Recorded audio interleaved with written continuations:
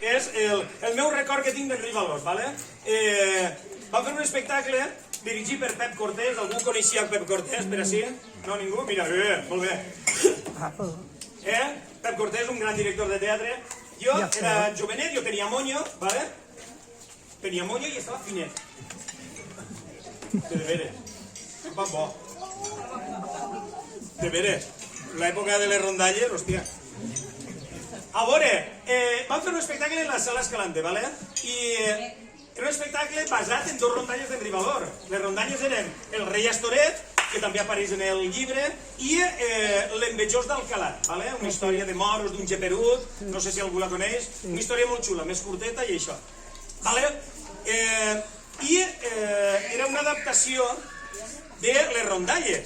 Aleshores, la companyia, l'adaptador i el director van decidir convidar a Enric Valor i a veure si ell aprovava d'alguna forma l'adaptació que havien fet. Això és molt xulo, ¿vale?